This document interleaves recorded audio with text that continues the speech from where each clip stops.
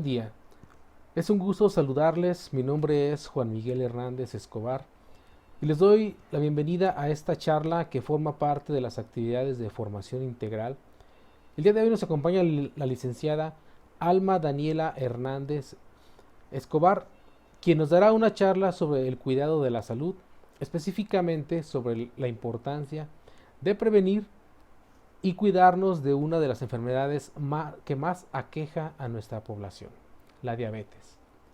Les comparto un poco sobre nuestra invitada. Ella es licenciada en enfermería por la Universidad de Guanajuato, ha colaborado en instituciones de salud y actualmente es catedrática en la Escuela de Enfermería DIF Irapuato.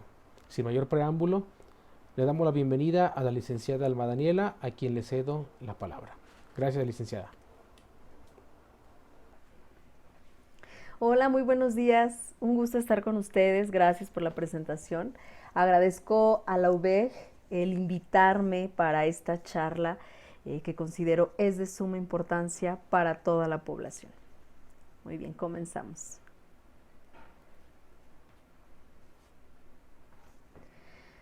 Ok, bueno, para empezar debemos de tener claro qué es diabetes. Absolutamente todos conocemos a una persona que tiene diabetes.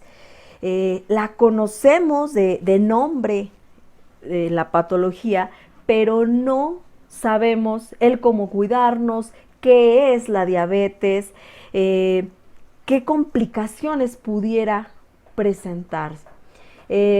Es una enfermedad de tipo crónico, es decir, una vez que la desarrollan, ya la van a tener para toda la vida, no es como que digan, una vez tuve diabetes, ¿no? Esta enfermedad de tipo metabólico, multisistémico, es decir, que no solamente va a atacar al páncreas, sino que va a atacar de manera multisistémica, multiorgánica. Una de sus principales características es la presencia de hiperglucemia, la cual es ocasionada por dos razones: que haya resistencia de la insulina o bien que las células beta del páncreas estén produciendo menor cantidad de insulina o nada de insulina. Y de aquí vienen muchas funciones importantes para el organismo, muchas regulaciones que hace para todo nuestro organismo, a nivel cerebral, orgánica e incluso hasta emocional.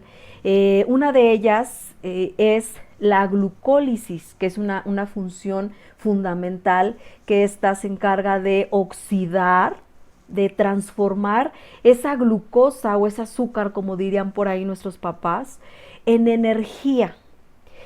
Si tenemos tanta glucosa y tanta energía, de nada nos va a servir, puesto que no se va a transformar, ¿sí? Representa una de las problemáticas principales para el sistema de salud, y no solamente en México, sino a nivel mundial. Por ahí nos dice, las cifras son importantísimas, gravísimas. Nos habla de que 537 millones tienen diabetes a nivel mundial, y se estima que para el 2030 estas cifras crezcan con alrededor de 647 millones. Por eso es que la Organización Mundial de la Salud ahorita está tan preocupada, lo considera una amenaza por los múltiples problemas que va a desencadenar en la población. Es vital comprender los desafíos que están asociados para la diabetes. Ya comentaba ahorita, no solamente en nuestro país, sino a nivel mundial, y porque se considera que es una patología que en lugar de ir reduciendo, cada vez va creciendo. Vamos a tocar 4 puntitos fundamentales. Uno de ellos es por qué es importante que seamos conscientes sobre esta enfermedad. Otro es conocer los factores de riesgo para poder desarrollar esta patología. Si bien al principio decía, todos conocemos una persona que tiene diabetes, pero no conocemos qué factores son los que implican para que yo desarrolle esa diabetes, o si mi mamá tiene diabetes, ¿por qué razón la contrajo? Otra es las consecuencias que tiene para nuestra salud y los tipos de diabetes que prevalecen en nuestro país. Ok, ¿por qué es importante ser conscientes de esta enfermedad? Porque si estamos informados oportunamente, podríamos evitar que se presentara la patología. Y si ya tengo la patología, podemos retrasar o evitar daños importantes. Por ahí luego dicen, es que si ya tengo diabetes, de todos modos me voy a morir. Sí, ¿de qué manera vamos a morir? Todos vamos a morir. Pero hay que ver de qué manera los daños que se van presentando. Otro es porque deja secuelas importantes y algunas veces irreversibles en diferentes órganos, en diferentes sistemas. Y los gastos importantes que implica. ¿Sí? Vale más prevenir que curar, porque los gastos de verdad que no se pueden estimar a ciencia cierta, te vas a gastar 10,000, ¿no? Porque no sabemos si se va a complicar, si tuve alguna otra patología agregada, y si agregamos que no tenemos un servicio médico, es de verdad que los gastos son elevadísimos. ¿Qué tipos de diabetes son los que prevalecen en nuestro país? Diabetes mellitus tipo 1, tipo 2 y diabetes gestacional. ¿Cuál es la diabetes mellitus tipo 1? Esta patología es cuando las células beta del páncreas están produciendo menor cantidad de insulina o bien nada de insulina. Es una patología que se va a presentar con mayor frecuencia en niños y adolescentes. La diabetes mellitus tipo 2 es cuando hay resistencia del organismo hacia la insulina. Puede ser que el páncreas esté produciendo cantidades adecuadas, pero el cuerpo está teniendo resistencia. Esta patología se da con mayor frecuencia en adultos. Y la diabetes gestacional, que es cuando se desencadena por el embarazo. ¿Cuáles son los factores de riesgo para desarrollar la diabetes? El sobrepeso, la obesidad, el que no realicemos actividad física, que llevemos una vida sedentaria, que nuestra alimentación esté rica en grasas, azúcares, que tengamos enfermedades crónico-degenerativas. Si tenemos una enfermedad renal, por ejemplo, que sabemos que los riñones se encargan de purificar, excretar lo que nuestro cuerpo no necesita, se va a ir quedando ahí, nuestro cuerpo va a ir lleno de sustancias que no deberían de estar en nuestro organismo. Es uno de los causantes, al igual que la hipertensión arterial, y así nos pudiéramos seguir con varias patologías. ¿Cuáles son los signos y síntomas de la diabetes? Es una patología, al igual que la hipertensión arterial, que se consideran enfermedades silenciosas. ¿Por qué razón? Porque en algunas personas no se presentan los signos y síntomas, o bien lo relacionamos con alguna otra cuestión, ¿no? Por ejemplo, estoy muy cansada, estoy muy fatigada, no lo ligamos y decimos, a lo mejor tengo diabetes, ¿no? Decimos, pues es que no dormí bien, trabajé mucho, y ponemos, ¿no?, varios puntitos como foquito rojo, foquito amarillo, pero no pensamos en la diabetes. Tener sed excesiva, perder peso sin causa aparente, tener una frecuencia aumentada en las micciones, en orinar, y estas se ven con mayor frecuencia durante la noche. ¿De qué manera lo vamos a diagnosticar? ¿Cómo voy a saber que probablemente tengo diabetes? A lo mejor por los signos y síntomas se prende ese foquito rojo, ese foquito amarillo, pero ¿de qué manera lo voy a asegurar que tengo esta patología? Vamos a realizar un nivel de glucosa, preferentemente en ayunas, y esta nos va a dar cifras más reales. Cuando estas sean superiores a 126 miligramos sobre decilitro en más de 2 ocasiones, se va a diagnosticar como diabetes. El nivel de glucosa capilar, es decir, la muestrita de sangre del dedo, recomendable en ayunas, por ahí es de 80 a 100 miligramos sobre decilitro, y por ahí algunos luego se preguntan, ¿y qué sucede si ya desayuné? Si ya comí algo. Deberíamos esperar mínimo 2 horas para que ya se haya procesado, porque si se toma previo a estas 2 horas, el resultado pues no va a ser real, ¿sí? En este caso, si ya desayunamos algo que toma el nombre como glucosa postprandial, si es mayor a 240 miligramos sobre decilitro, también ya se considera un foquito rojo para decir que tenemos diabetes, ¿sí? Otra es la hemoglobina glucosilada. Esta hemoglobina glucosilada, que por ahí algunos médicos la llaman como el detector de mentiras para los diabéticos, porque luego los pacientitos por ahí se creen bien listillos y dicen, tengo mañana análisis, ¿no? O dentro de 2 días, pues voy a comer sano, no voy a tomar coca, no voy a tomar azúcares, grasas, y van, se hacen el estudio, y oh sorpresa, sale elevado. ¿Por qué razón? Bueno, pues porque este estudio, esta hemoglobina glucosilada, nos va a detectar cómo estuvo nuestra glucosa 3 meses antes. O sea, de nada les va a servir ese sacrificio para ellos, ¿sí? Estos son los principales. Pudiéramos agregar el evaluar niveles de cetonas, el checar cómo está la presión arterial, pero principalmente son estos. ¿Qué consecuencias tiene la diabetes para nuestra salud? Principalmente se va a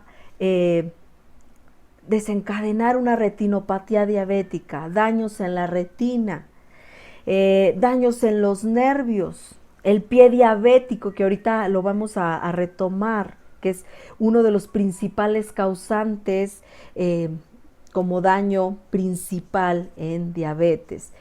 Algunas otras enfermedades agregadas, ojo aquí, porque a lo mejor cuando yo contraigo diabetes no tenía alguna otra patología o desconocía que tenía otra patología, y después resulta que tengo hipertensión, daño renal y demás, se van a ir agregando. Entonces no solamente es cuidar de que tengo la insulina baja, resistencia a esta, el nivel de glucosa alto. Vamos a tener un bajo rendimiento en actividades cotidianas, por lo que ahorita ya comentaba, porque vamos a sentirnos fatigados por la falta de transformación a energía, y los gastos médicos que ahorita ya los comentábamos. Por aquí agregué unas gráficas del sistema de vigilancia epidemiológico hospitalario que se hizo en abril del 2023 sobre diabetes mellitus tipo 2. En el primer trimestre nos registra 10.102 ingresos de pacientes por diabetes tipo 2, siendo los estados como Tabasco, Jalisco, Puebla con el número mayor. Aunque Guanajuato no está dentro de los principales, por aquí tenemos la cifra, hubo 131 ingresos por este causante. El 48.13% tiene antecedentes heredofamiliares, ¿sí? Que es un factor también de riesgo. Creo que por ahí no lo puse, pero es un factor importante también. Aquí nos marca que el 48.13% de los pacientes refirieron que los padres tenían esta patología, el 28.58% que lo tenían los hermanos. Únicamente el 15.57% refirieron realizar algún tipo de actividad física, o sea, el 84.43% refirió tener una vida sedentaria, o sea, la mayoría. El 9.5% refirió tabaquismo activo y 1.600 casos de esos 10.102 el consumir alcohol. Esta grafiquita nos habla de la distribución de casos por comorbilidad, es decir, que tienen alguna otra patología agregada. Y vemos que aquí nos dice que la mayoría de las personas tenían hipertensión. 5.877 nos dijo que tenían hipertensión, seguida de obesidad. Nos dice que 459 casos no tenían conocimiento que padecían la diabetes. Si recuerdan, al inicio les comentaba que es una patología que se considera silenciosa por la falta de signos y síntomas o por la falta de atención que le damos a estos. De los que ya se conocían como diabéticos tipo 2, la mediana de años de diagnóstico fue de 12 años. El 58.3 refirió recibir información sobre la enfermedad en este último año. Esta grafiquita nos habla sobre las revisiones, es decir, por lo que acudieron a recibir atención estos pacientes. Nos habla sobre la toma de un examen general de orina. Nos dice que solamente el 24.6% se lo realizó en el último año y que el 18.7% nunca se realizó un examen general de orina.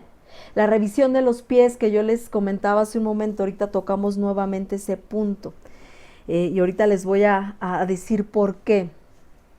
Aquí nos refiere que el 20% recibió al menos una consulta y que el 34% nunca recibió consulta sobre esto. Una consulta oftalmológica, el 60.1% nunca acudió a una revisión. Consulta con un nutriólogo, un 58.7% tampoco acudió nunca. En esta grafiquita nos marca que por diagnóstico de ingreso de pie diabético fue el más frecuente con 1.243 casos. ¿Por qué razón es que tenemos tanto pie diabético?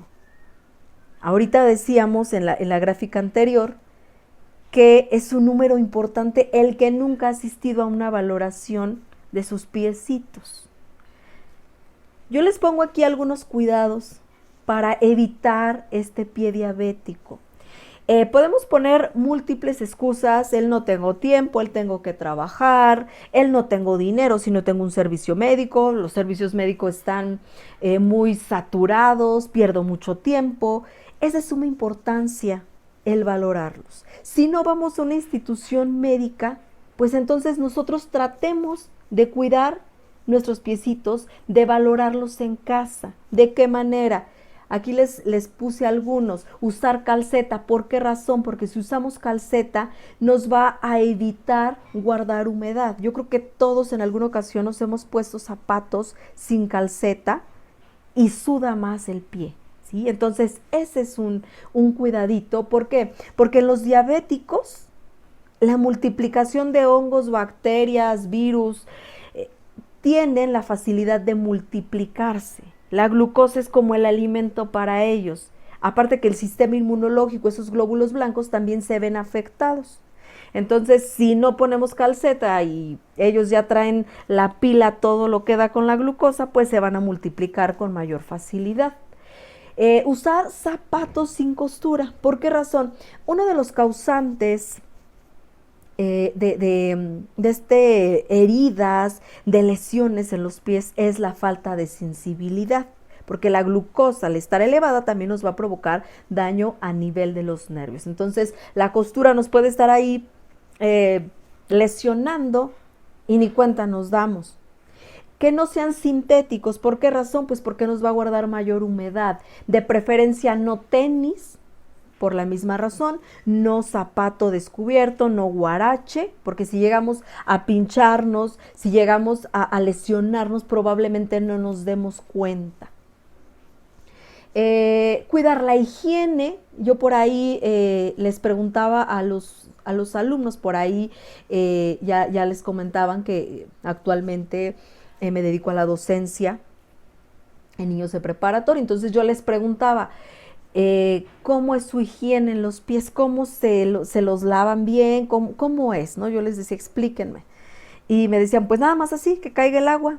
Pues como que nada más caiga el agua así, no se tallan entre los dedos, no se tallan la planta de los pies, el talón, pues la mayoría me refirió que no. Y yo les decía, no, a ver, vamos a hacer un experimento, báñense como costumbre el día de hoy, mañana me dicen que notaron al momento de secarse.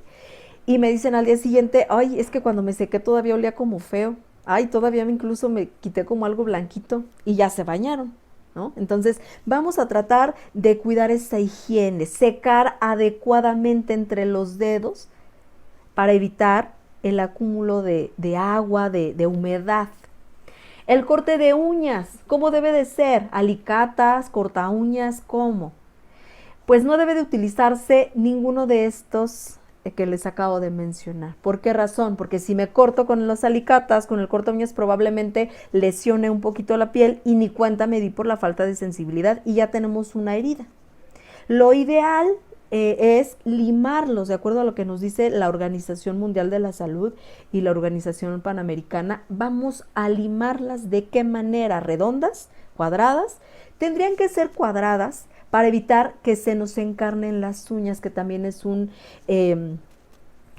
problema importante en los pacientes diabéticos. Entonces, si las limamos cuadradas, pues van a ir creciendo en esa dirección.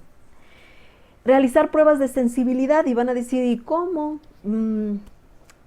Por ahí en los centros de distribución médica donde venden utensilios médicos, instrumentos, venden unas plumitas para valoración diabética y no son caras.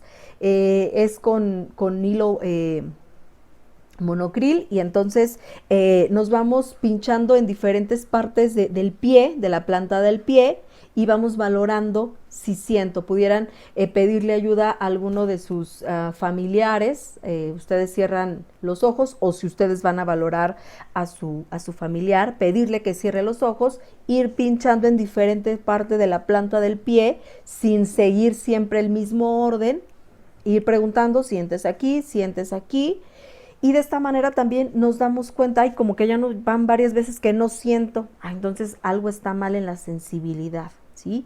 Algo está mal a nivel de los nervios. Por ahí valorar reflejos a nivel rotuliano, es decir, en la rodilla el reflejo que es más común.